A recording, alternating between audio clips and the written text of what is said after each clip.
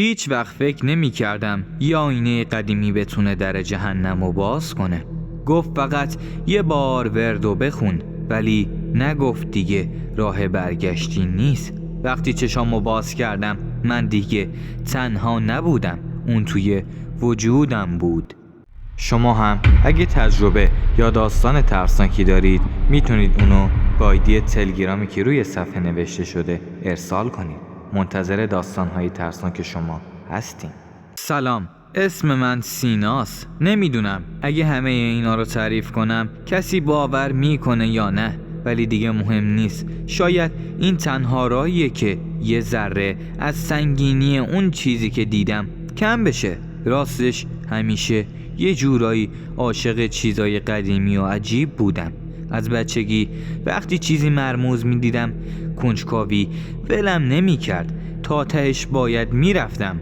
مادرم می گفت انقدر دنبال چیزای عجیب نگرد، یه روز گیر خودت می افتن.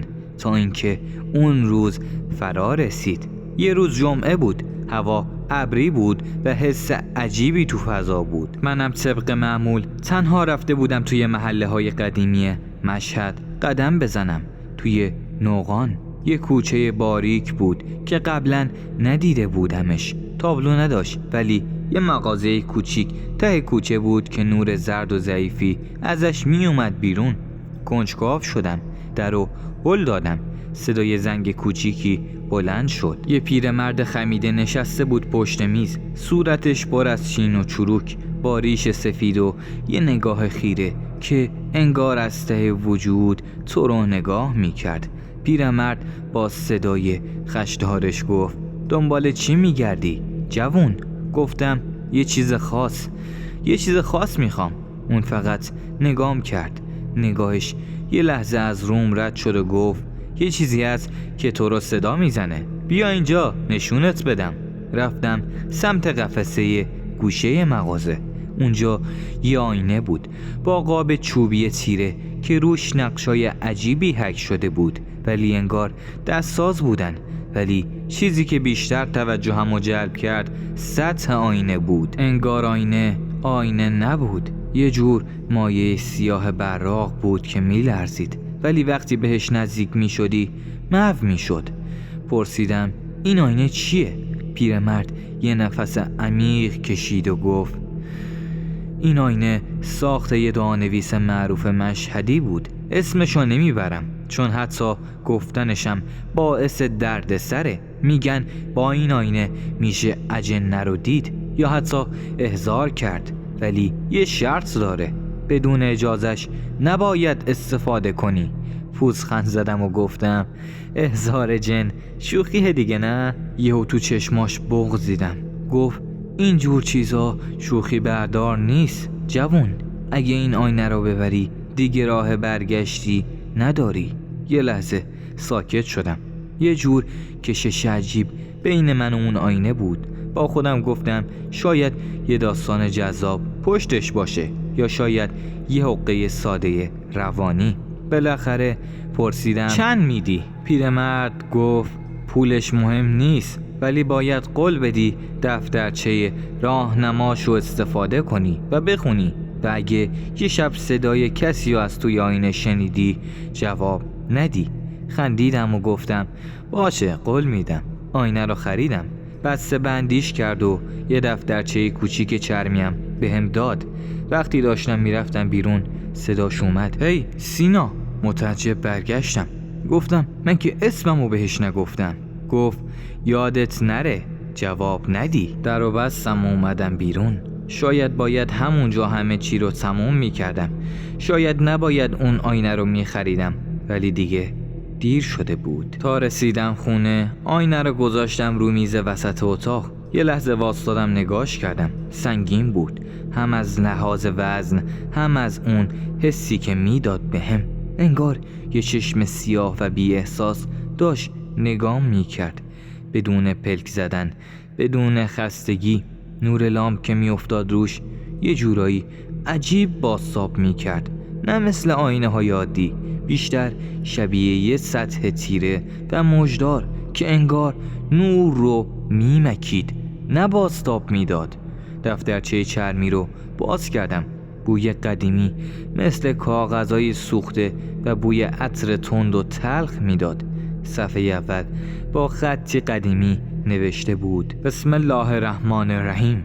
این آینه مبهوس کننده است. در آن جنی عظیم از نسل عمار گرفتار شده.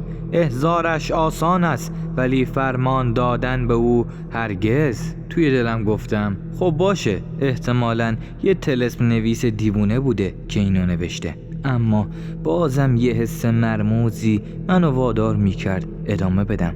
رفتم سراغ دستورالعمل و فعال سازی. گفته بود باید 1. آینه رو روبروی در اتاق قرار بده طوری که کسی پشت سرش نباشه. 2. شمع سیاه سمت چپ آینه، شمع سفید سمت راست. 3. یه تیکه پارچه قرمز بذار وسطشون، جایی که نور 2 شمع میفته روش. 4. دعایی بخون که ته دفترچه بود. همونجا نوشته بود فقط 1 بار بخون، نه کمتر نه بیشتر. همه رو آماده کردم. شمع رو از یه مغازه متافیزیکی تو احمدآباد قبلا گرفته بودم. پارچه قرمزم از کشوی مادرم پیدا کردم. ساعت حدود 1 شب بود که شروع کردم. اتاق تاریک تاریک، فقط نور لرزونه شمع‌ها. نشستم رو زمین، دفترچه دستم، یه نگاه به آینه انداختم. نفسام سنگین بود. شروع کردم به خوندن دعا. یا عزازیل، یا مالک الطارق، یا من تسک فی ذل النار انچ کف القتا. وقتی دعا تموم شد یه لحظه سکوت مطلق تو اتاق پخش شد. حتی صدای باد کولرم قطع شد. همه چی خشک شد. بعد شمع سمت راست خاموش شد. بی دلیل، نه باد بود نه حرکت. اون لحظه فهمیدم شوخی نیست. چیزی تو آینه تکون خورد. نه انعکاس من، نه چیز دیگه. یه سایه. دهنم خشک شده بود. چشامو مالیدم. دوباره نگاه کردم. آره، یه چیزی تو آینه بود. یه شخص واسطاده بود. مثلا یه قد بلند، سیاه پوش، چهره نداشت، فقط 2 چشم سرخ که تو تاریکی می درخشید. برگشتم پشت سرم. کسی نبود، ولی آینه داشت به عقب نگاه می کرد. یه صدا اومد خیلی آروم از توی آینه: سینا. قلبم واساد. همون لحظه حرف پیرمرد یادم افتاد: اگه یه شب صدای کسی رو از آینه شنیدی جواب نده. نفس می زدم. لبام می لرزید. دلم می خواست فقط داد بزنم کیه، ولی دندونامو به هم فشار دادم. فقط نگاش کردم. همون سایه، همون چشم‌ها. بعد صداش دوباره اومد، این بار قوی تر: جواب بده سینا، آزاد کن منو. یه موج سرد از کنارم رد شد. انگار یکی از تو دیوار رد شده باشه. شمع دیگه هم خاموش شد. اتاق تاریک شد، ولی آینه هنوز می درخشید. تنها منبع نور بود. همون لحظه گوشیم لرزید. SMS از طرف مانی، دوست صمیمیم. نوشته بود: تو آینت یه چیزی دیدم سینا. این دیگه چیه؟ خشکم زد. مانی، ولی کی بهش گفتم که آینه دارم یا آینه خریدم؟ گوشی رو گرفتم، زنگ زدم بهش، فقط بوق میخورد. بی پاسخ.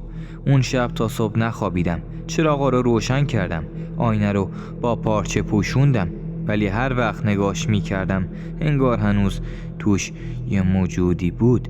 فرداش با ترس زنگ زدم مانی، خاموش بود.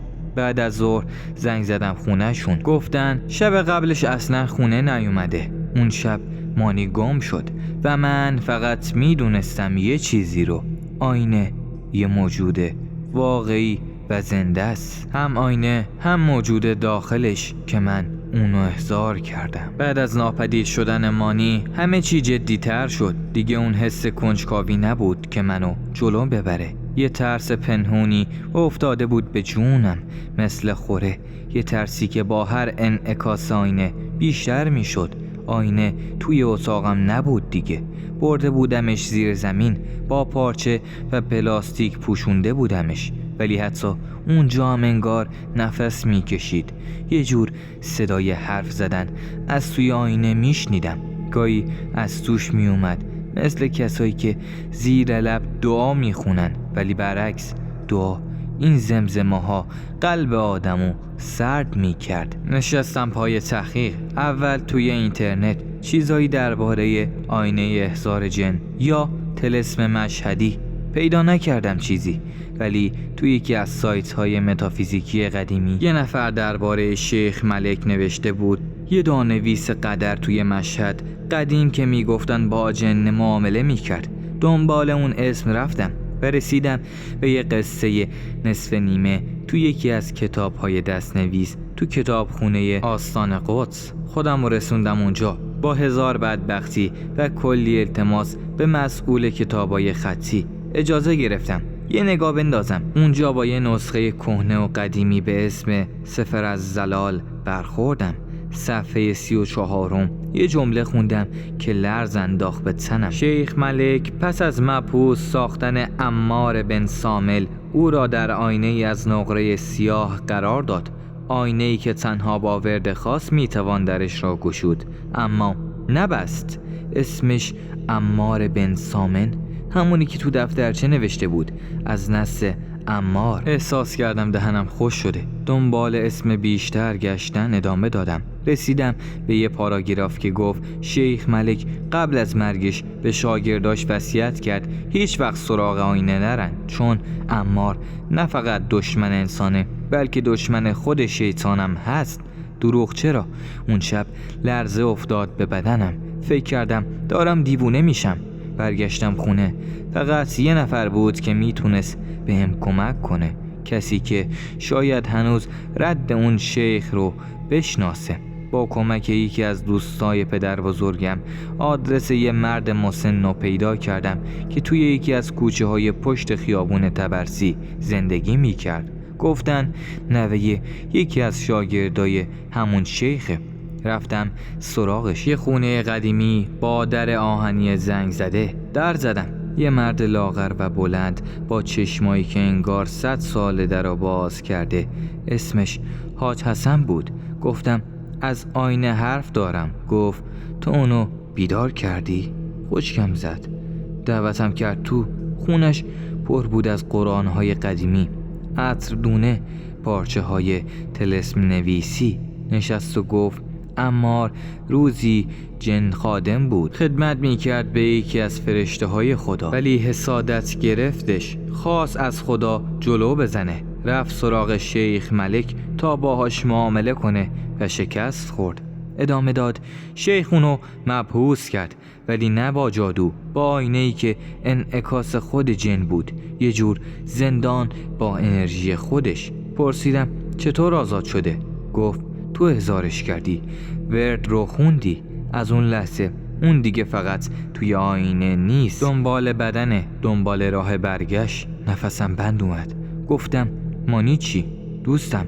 اون یه لحظه آینه رو دیده بود. اولین نفر همون دوستم بود که بهم پیشنهاد داد برم اون مغازه و اون آینه رو بخرم. حاج حسن سرشو تکون داد و گفت اون قربانیه، اگه آینه نگات کنه تو هم بخشی ازش میشی. گم شده ها همشون یه جا هستن، جایی که آینه باز میشه. یه کاغذ قدیمی آورد، روش با خطی شبیه همون دفترچه یه دعا نوشته بود. گفت این ختم اونه، ولی باید بری به جایی که آینه ساخته شده، باید درش بسته شه، اونجا که باز شده.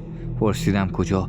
چشماشو بست و آروم گفت زیر زمین مدرسه متروکه حاج فخرالدین. آدرسشو برام نوشت و داد. من بهش گفتم اونجا سالهاست متروکه است. حتی شنیده بودم یه سری شبها ازش صدای جیغ میاد و حالا من باید میرفتم اونجا با آینه‌ای که نفس میکشه، زنده است و یه جن به اسم عمار داخلشه تا گذشته اون طلسم رو تموم کنم. تو خونه حاجی فقط یه حس به جا گذاشت تو وجودم، راه برگشتی ندارم.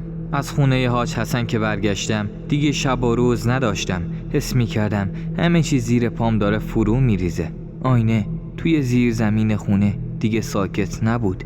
صدای زمزمه هاش، حرف زدناش که از داخلش می اومد واضح تر شده بود. حتی یه شب وسط خواب صدای مانی رو شنیدم که انگار داشت از توی دیوار صدام میزد. سینا کمکم کن، من هنوز اینجام. صبحش رفتم زیر زمین. آینه همونطور وسط زمین بود ولی دیگه سطحش صاف نبود. موجاش مثل آب گلالود یه سایه از اون ورش نگام میکرد.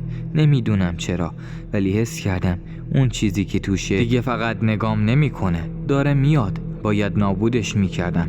اولین فکرم این بود که با یک چکش بزنم روش. ساده ترین راه. رفتم یه چکش آوردم، محکم کوبیدم وسط آینه. صداش بلند شد، توی زیر زمین پیچید ولی آینه حتی یه خراشم بر نداشت، فقط موجاش بیشتر شدن. بعدش یه صدای خنده اومد، عمیق، خفه و تهش یه صدای مرموز. گفت ضربه هات منو بیدارتر میکنن. اون شب تصمیم گرفتم کاری که حاج حسن گفت و انجام بدم. آینه رو ببرم مدرسه مسروکه حاج فخرالدین، جایی که آینه ساخته شده بود، ولی تنها نمیتونستم. رفتم سراغ رها، دختر خالم. همیشه تو کار ماورا و متافیزیک بود. وقتی براش تعریف کردم چی شده، اولش فکر کرد دیوونه شدم، چون من چرا خاموش همه کارام انجام میدادم. ولی وقتی آینه رو دید رنگش پرید. رها گفت این آینه زنده است سینا، انگار داره از ما تغذیه میکنه. اونقدر که اطرافش باشی ضعیفتر میشی. با کمک اون یا آینه تطهیر آماده کردیم.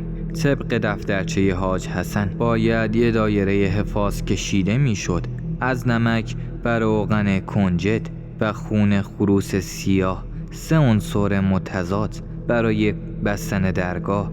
شب بعد آینه رو گذاشتیم توی جعبه چوبی و بردیم سمت مدرسه متروکه.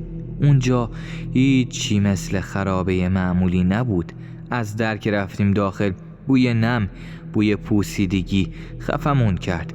همه چی تاریک، ساکت. حتی سگا گربه همونجا نمی رفتن. پله ها رو رفتیم پایین. زیر زمین یه اتاق بود، آجرای قرمز با در چوبی قدیمی.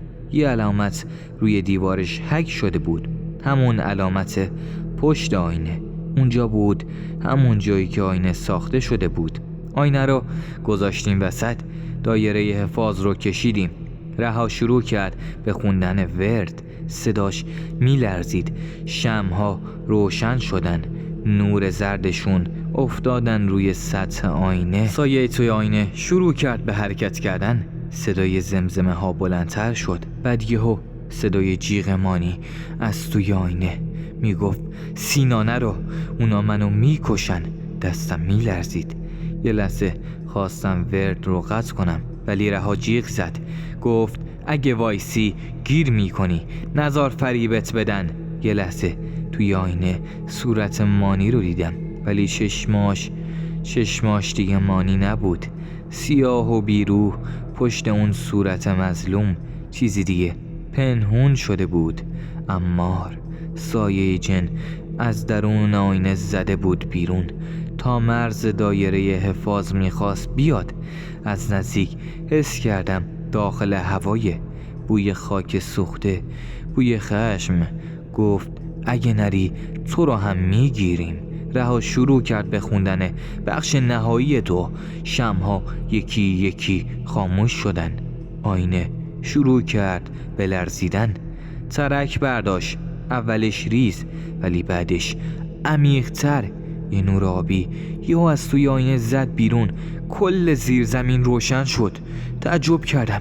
یه جیغ سنگین، نه انسانی نه حیوانی، یه جوری که مغز آدم درد میگرفت. و بعد سکوت، همه جا سکوت. دیدم آینه شکسته بود. وسط دایره حفاظ فقط تیک تیکاش مونده بودن و توی یکی از تیکا چهره مانی، ساکت، بی حرکت. اون شب ما اینا رو نابود کردیم ولی یه سوال بی جواب مونده بود. مانی واقعا مرده بود یا هنوز یه بخشی از وجودش توی اون شیشه ها گیر کرده بود. بعد از اون شب زندگی من کامل تغییر کرد. فکر می‌کردم همه چی تموم شده، آینه نابود شده و ما نجات پیدا کردیم، ولی اشتباه کرده بودم. 2 روز بعد شب وقتی تنها توی خونه بودم صدای در زدن اومد، آروم، آهسته، مثل کسی که نمیخواد بیدارت کنه.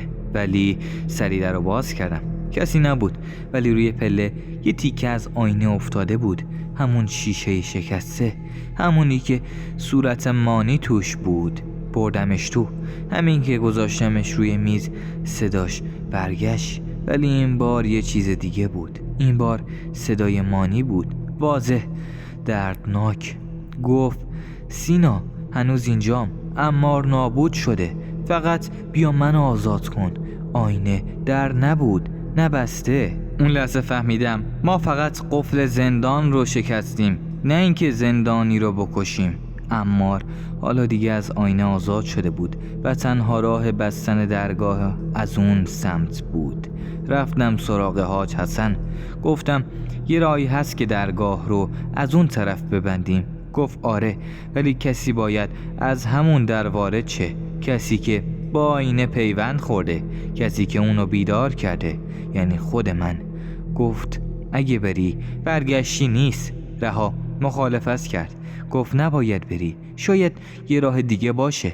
ولی ته دلم میدونستم این نفرین من شروعش کردم و من باید تمومش کنم. شب تو همون زیرزمین مدرسه حاج فخرالدین آخرین تیکه آینه رو گذاشتم وسط دایره. نه دعا خوندم، نه شمع روشن کردم، فقط نشستم روبروش و گفتم منو ببر عمار، بیا تا حسابو صاف کنیم. سطح آینه موج برداشت، نور تاریکی پیچید تو اتاق و قبل از اینکه فرصت کنم فکر کنم زمین زیر پام نبود. وقتی چشامو باز کردم یه جا بودم، نه کامل تاریک نه روشن، مثل خواب، مثل یه فضای بی زمان. صداش اومد، گفت بالاخره اومدی، من سالها منتظر بودم.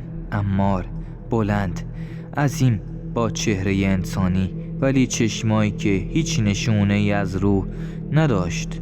گفت تو منو بیدار کردی، حالا تو کلید بسته شدن درگاه میشی. من گفتم فقط بگو چجوری تمومش کنم.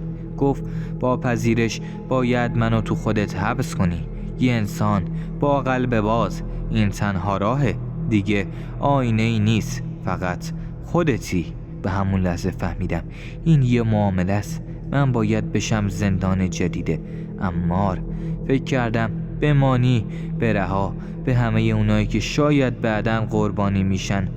سرمو بلند کردم و گفتم قبوله، ولی فقط یه شرط داره، دیگه هیچ وقت از وجود من بیرون نمیای، هیچ وقت. عمار خندید و گفت به شرطی که تو همیشه بخوای زندان بمونی. نور شد، بعد سکوت. وقتی بیدار شدم دوباره توی زیر زمین بودم، ولی آینه نبود. حاج حسن و رها بالا سرم بودن. حاج حسن آهسته گفت تموم شد، درگاه بسته شد. از اون شب به بعد زندگیم برگشت. مانی بر نگشت، ولی خبری از جن، آینه، اون صداها نشد.